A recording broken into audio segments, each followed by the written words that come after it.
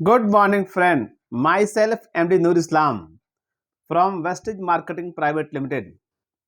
आज हम लोग उस शख्सियत के बारे में बात करेंगे जिनको किसी पहचान की जरूरत नहीं है। मैं बात कर रहा हूं श्री रमेश अग्रवाल जी की। उन्होंने इंडिया की पूरी लॉजिस्टिक इंडस्ट्री में एक क्रांतिकारी परिवर्तन ला दिया है। उन्होंने एक ऐसा सराहनीय प्रयास किया जिसकी जितनी तारीफ की जाए कम है। आइए इससे पहले उनके बारे में कुछ जानते हैं। इनका जन्म हरियाणा के हिसार जिले के नालवा गांव में हुआ। इनके पिताजी का नाम श्री मेहरचंद अग्रवाल और माताजी का नाम सुनहरी देवी है। इनकी शुरुआती पढ़ाई गांव के ही सरकारी स्कूल में हुई। बचपन से ही भीड़ से कुछ अलग करने की चाह इनके अंदर थी। एक बार की बात है, गांव से पास के एक बाजार में सर्कस आया था। मास्टर साहब ने पूछा किस किस को सर्कस देखने जाना है। उस समय 2 रुपये का टिकट लगता था। 2 रुपया का वैल्यू उस समय बहुत होता था। ये 1970-75 की बात है। 30 बच्चों ने उस क्लास में हाथ उठाया। मास्टर साहब ने कहा कि आप लोग दूसरे दिन पैसा लेके आइएगा। मगर दूसरे दिन सिर्फ 16 बच्चों ने ही 2 रुपया करके अपना अपना जमा किया। रमेश अग्रवाल जी ने भी अपने पिताजी को बहुत मना करके 2 रुपया उन्होंने भी मास्टर साहब को दे दिया। सभी बच्चे सर्कस देखने गए। उस सर्कस में एक नियम था, जो भी बच्चे 12 बरस से नीचे के होंगे उनका टिकट नहीं लगेगा।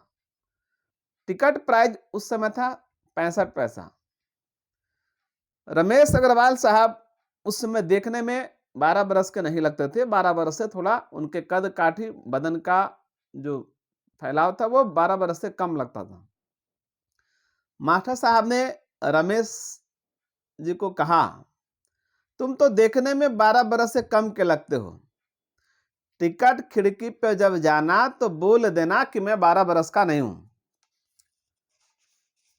जब टिकट खिड़की पर गए तो मास्टर साहब ने कह दिया, भाई ये 12 बरस का नहीं है, जाओ जाओ। वो अंदर जाके बैठ गए। सर्कस चालू हो गया। रमेश अग्रवाल जी को ये बात अजीब सी लगी। जब तक वो बैठे, मैं 12.5 साल का हूं, मुझे बता दिया गया कि मैं 12 साल से छोटा का हूं। कुछ देर उनके दिमाग में ये बात चलती रही और सर्कस को छोड़ करके वो बाहर आ गए। बगल में जो उनका साथी बैठा था उसने मास्टर साहब को बोला कि मास्टर साहब, रमेश बाहर चला गया है। मास्टर साहब बाहर आए, क्या बात है भाई? उन्होंने पूरी बात पूछी। उन्होंने बताया कि ऐसी ऐसी बात है। मास्टर साहब ने कहा कि बहुत काबिल बनते हो, चलो मैं तुम्हारी हेडमास्टर से शिकायत करूंगा।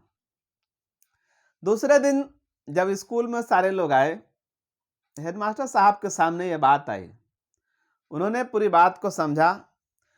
फिर मास्टर साहब को बोले, आपका काम सिर्फ शिक्षा देना नहीं है बल्कि वैल्यू एडेड शिक्षा देना है। इस बात का हमेशा ध्यान रखिए। आगे हम लोग रमेश अग्रवाल सर की उस सराहनीय कदम की बात करते हैं।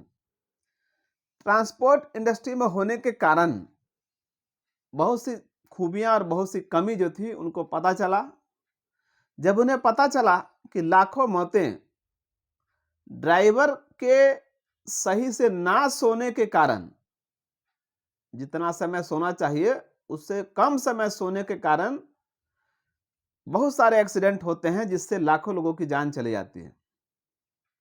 उनको लगा कि मैं ऐसा क्या कर सकता हूं अपने तरफ से जो इसमें कुछ सुधार ला सकूं। इनकी इस चीज को हम एक कहानी से आपको बतलाना चाहेंगे,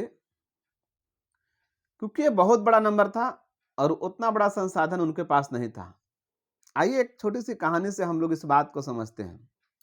एक दादा और पोता समुद्र के किनारे चल रहे थे। लहरों के आने जाने के कारण बहुत से छोटे छोटे जीव बालों पर आकर तेज धूप में मर जा रहे थे, क्योंकि उन्हें पानी में रहना था और वो पानी से बाहर आ जा रहे थे। दादाजी ने जहां तक हो सका उसमें से उठा उठा करके समुद्र में फेंकने लगे।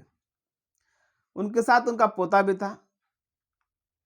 उसने कहा कि आप ऐसा क्यों कर रहे हैं? उनका कहना था कि मेरी कोशिशों से किसी का भी, कुछ का भी जान अगर बच जाता है तो मैं इसको सफल मानूंगा। पोता ने कहा यहां तो लाखों की संख्या में। उन्होंने कहा मैं जितना कर सकता हूं उतना तुम मुझे जरूर करना चाहिए। उसी तरह रमेश अग्रवाल सर ने अपने तरफ से एक छोटा सा प्रयास, जयपुर अजमेर हाईवे के बीच में 12 एकड़ की एक जमीन उन्होंने खरीदी और वहां पर 400 ट्रक लगने का संसाधन बनाया। साथ साथ उन 400 ड्राइवरों के लिए उनको सिर्फ एक फॉर्म भरना होता है। उनके सोने, नहाने, कपड़े धोने के लिए मशीन की भी व्यवस्था कर दी, ताकि जो ट्रक ड्राइवर उधर से गुजरे वो वहां रुके, आराम करे और बिना हरासमेंट का गाड़ी चलाए। उसमें कोई जरूरी नहीं कि वो ट्रक ड्राइवर उनकी कंपनी का हो या ना हो।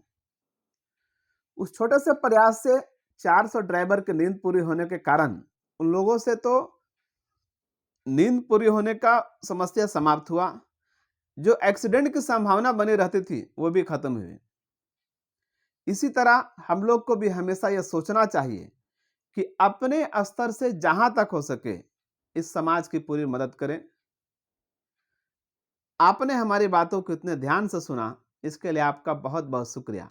Please like and subscribe.